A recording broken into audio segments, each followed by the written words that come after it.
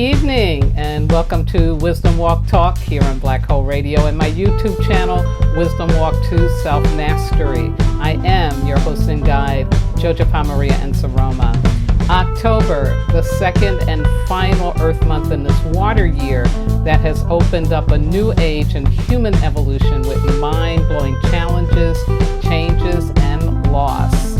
As foretold, our former ways of having, doing, and thinking are simultaneously collapsing at breakneck speed, pushing all of us into overwhelming fear for the future. But folks, let's not stay down there.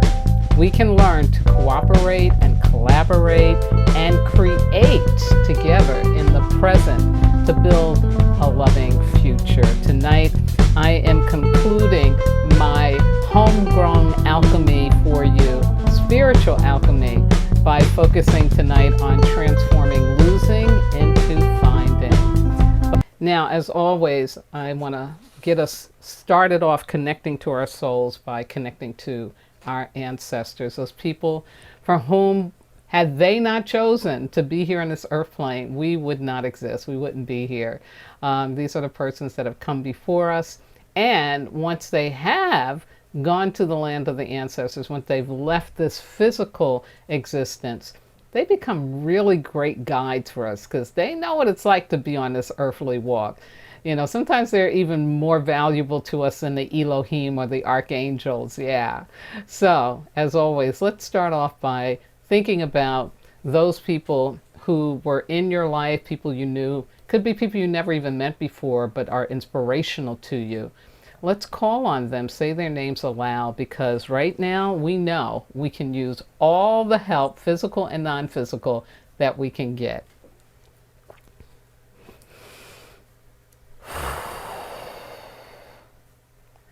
Creator, Mother, Father, God, Source, all the one, all that is, we thank you. We thank you, we thank you, we thank you for your blessing and your mercy in our lives and for yet another opportunity to open our hearts, our minds, and our spirits to your greater will. And Creator, knowing that we cannot speak, God speak, we are so grateful that you provide us with your great emissaries, the ancestors. And so ancestors, we are calling upon you because things are changing so rapidly and so quickly. There's so much loss that is going on that it makes us really, really, really hard for us to trust and believe that things will be better. So we know that in your lifetime, you have been through great challenges and you know it does get better. So come and remind us of that. Come and be in our hearts, come and be in our tongues, come and be in our eyes, come and be in our ears, and support us in our commitment to have faith, to have hope beyond hope, to believe that everything that's happening is for a greater purpose and that we can get through this. And so, Creator, again, I thank you, I thank you, I thank you for the blessing of the ancestors. And I ask you for all of their wisdom, love, and guidance in the name of all that is holy. I say, Amen, Ashe Ahoasa, Ashinga Bismillah, and so it is. Okay, I hope. Wow, what a month. What a month it has been. There's this New Age thought leader named Kyle Cease, C-E-A-S-E, who I stumbled upon thanks to YouTube's algorithm saying, yeah, she likes spiritual stuff. And so he did this really wonderful piece about how October is going to be the most amazing, mind-blowing, energetically, moving us forward month. And I will leave a link in my box below this video for you.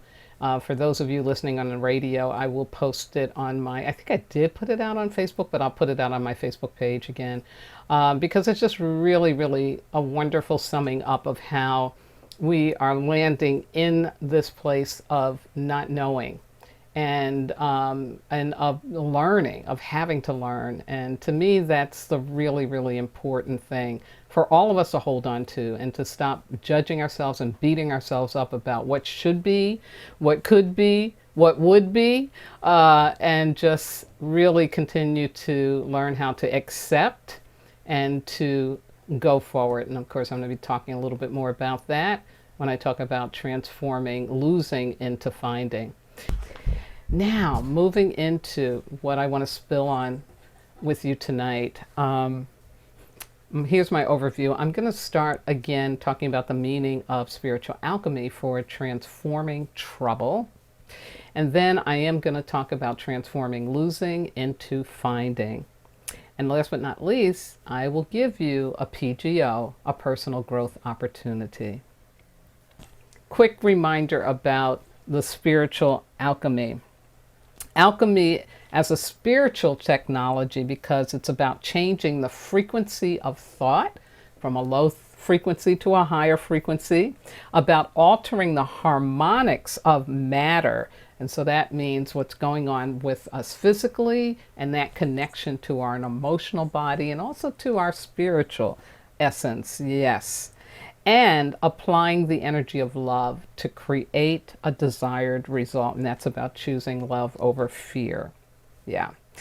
What I also want to emphasize to you that alchemy is a process of taking something ordinary and turning it into something extraordinary, or turning something painful into something that is wonderful. Yes, yes, yes, exactly.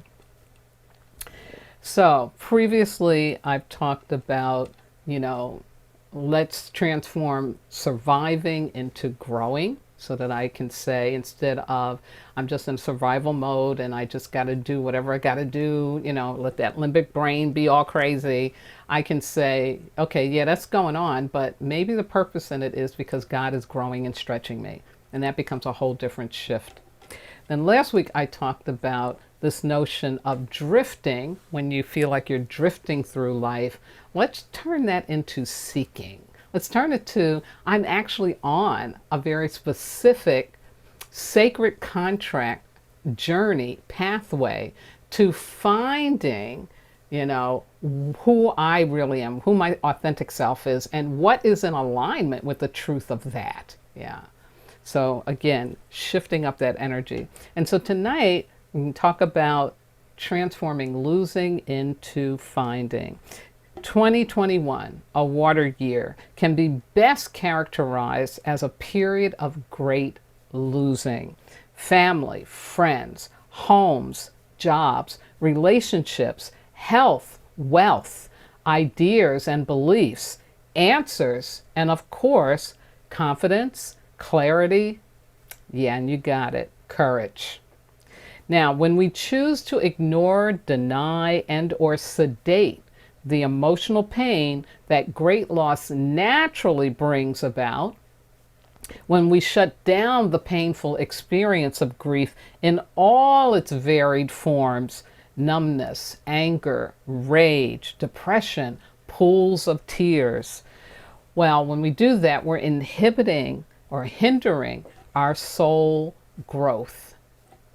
We create self-generated blocks to seeking our truths, and most importantly, finding our treasure in trouble, which I talked about last month and will continue to talk about, because the times we're in, really, I believe there's a greater order and direction to it. We're not just about, you humans have been so bad and you messed up the climate, so you're going to be punished.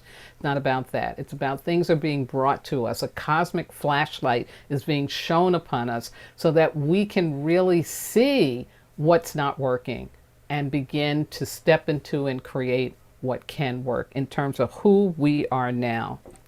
There's this award-winning Apple TV series called Ted Lasso that some friends turned me on to, and I'm grateful. It's very, very well done. And the lead character begins to have a panic attacks after agreeing to divorce. Now, he tries to shrug off these panic attacks, committed to never being a quitter. But ultimately, the attacks become unmanageable. And so he chooses to learn how to heal what is his embedded pain from the tragic loss of his father when he was just a teenager. Now, fans of the show are looking forward to season 3 to learn what treasures Ted will find now that he's consciously healing his daddy drama. So that show gives a really good look at what happens when, the great loss has not been tended to, but it surfaces because it wants to be tended to. It wants to be transformed. So let me take you through the spiritual alchemy process for transforming loss into this ability to find something new and really find the treasure. Step 1, again, you have to raise the frequency level of your thoughts. And in this instance, this is about willing to accept loss so that you can focus on finding the new treasure. Acceptance of loss doesn't happen overnight. It is a process, and it begins with a willingness, a conscious willingness, and then becomes a learning of your unique experience of grief. Got to throw out the clock. And unfortunately, maybe your job situation doesn't. Maybe it gave you time off, like someone that I'm working with was given time off for the tragedy that they experienced. It puts it into this box. And the message is, okay, you've had a couple of weeks, or you've had 6 weeks, and so you should be through that grief. So come back to work and let's get back to business as usual, right? No, there is no going back, especially when you suffer a really tragic loss of somebody that you loved, somebody who was close to you. There is no going back. Those experiences are meant to stretch and grow us, to shift us. So it's really important not to let your job or your HR department dictate when you're supposed to be through the grief. Now, do you got to go back to work because you got to keep a roof over your head, take care of your financial obligations? Yeah, you can go back, but go back knowing that you're going to have to walk your grief. Yeah, that's what I call it, walking the grief. That you're going to have to give yourself permission to just have some days where you just feel like you suck. And life just feels like it sucks. And maybe that's a day that you do say, I just can't come in. And maybe you will get docked for a day's worth of pay. But you know what? It'll be okay. Because at least you're taking care of your emotional and your mental health. So you've got to go back conscious if you have to go back before or when, you're still not ready. But you can go back saying, you know what? I'm going to learn how to walk this grief. I'm going to be okay with being in this place of having to move through this loss, to accept it. I highly recommend wearing black. Yeah, if you're going through really deep grief, I highly recommend wearing black. Now, in today's culture, it might be, if you do that, you're just going to keep reminding yourself and you're just going to keep feeling bad. But I tell you, and in my experience of doing it, here's what it did. It reminded me I was a mess. It reminded me that, things are bad. I'm not feeling good. And it told me to be gentle with myself. Don't treat yourself like you should be in operation, like going 100 miles an hour when only you can do is like 2, and it helped me communicate with people and say, I'm a little off right now. I'm feeling kind of crazy. I don't feel good. And it helped me to also ask for help. Would you mind if I only stayed for 15 minutes on this meeting? I got to go. Or I can't make this meeting today. I hope you understand, but I'm just not able to hold space for this at this time. And so it really let me navigate through my grief rather than trying to stuff it in, trying to hide it or sedate it, which you really want to stay away from, because I had to start functioning out in the world again. So again, throw out the clock. Being a mechanical human won't serve you when you're trying to accept loss. Take the grief journey, because as a great quote from the movie Inception says, downwards is the only way forward. Yeah. Step 2, you need to allow and expect your physical and emotional body to receive support. allow, and expect. And this is about using your intuition, doing that connection with a greater order and direction, using that connection to your soul, using your heart and soul. Let me say that, because this is about loving yourself. So using that intuition and opening up to receiving your necessary support, right? See, you can't navigate through great loss successfully without necessary help. Our ego fear of being a burden, being told no, or being judged and labeled will keep us from taking the necessary risks. Those were the distractions I talked about earlier, right? So all the help we need to move forward from great loss isn't going to come because we feel like a burden, we don't want to hear a no, we don't want to be labeled. Yeah. It's very humbling to step deeply into our vulnerability. But as Brene Brown says so eloquently, vulnerability, that's the birthplace for love, belonging, joy, encouragement, courage, empathy, and creativity.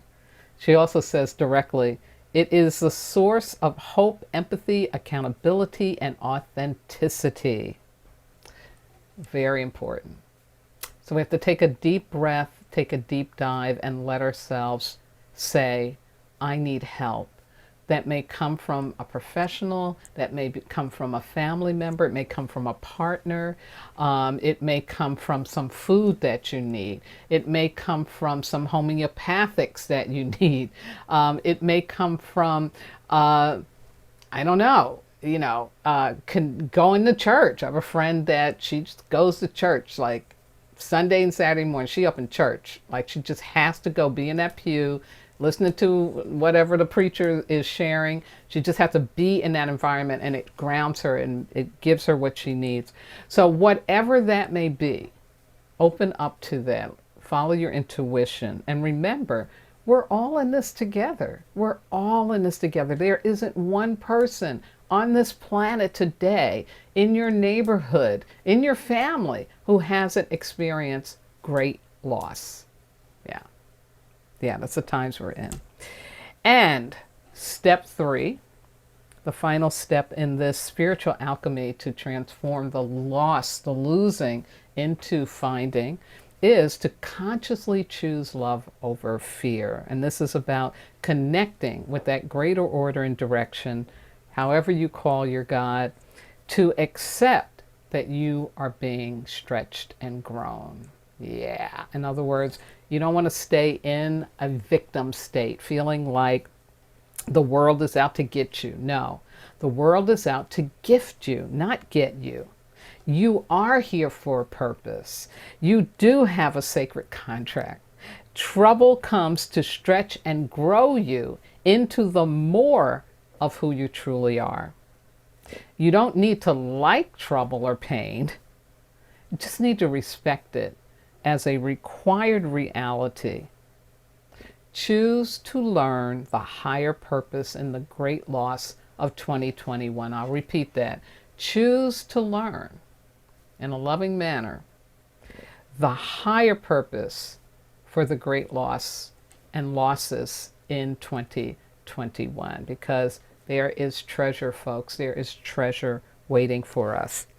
So here's a personal growth opportunity for you this week. Number 1, I want you to contemplate the loss or losses you've experienced this year and choose one or all for which you're ready to find the hidden treasure. Yeah. Number 2, apply the 3 steps to spiritual alchemy to your situation. So you're going to raise that frequency level, right? That willingness to accept the loss. You're going to go into allowing and expecting physical and emotional support to show up. And then you're going to choose that level over fear again by really, really getting it, that you're being stretched and grown. You're not being victimized. You're not hanging on a cross. Next, stay awake and aware to all that shows up to support you with your conscious healing and growth. And last but not least, do daily gratitude prayers until you feel totally confident about the treasure you now possess as a result of your great loss or losses. Yeah. Not easy work, folks. This is not easy work, but it's essential work. And all of us focusing on getting to the treasure will make a great, great difference for all of us. Yeah. My Sara Saying, the same one I've had for the last two broadcasts, because it's so fabulous and beautiful, comes from St. Augustine, who lived from 354 to 430. This is the African father of early Catholicism, called the Doctor of the Church. And St. Augustine says, faith is to believe what you do not see. The reward of this faith is to see what you believe. Yes, how beautiful. And last but not least, I want to thank my God, my ancestors, my spirit guides, loving entities, everything that walks with me, keeps my head to the sky, my feet to the ground, and my heart open to do this important work with and for all of you. Yes. Please have a healthy and safe Earth Week, receiving support and embracing the power of self-love. Continue to wear your mask and or strengthen your immune system. Practice safe relating. Wash those hands frequently. Avoid perceived safety and accept and follow science safety. And most importantly, do remember, you, especially you who are still here on the earth plane at this time, you are not disposable. In fact, you are divine. Good night now.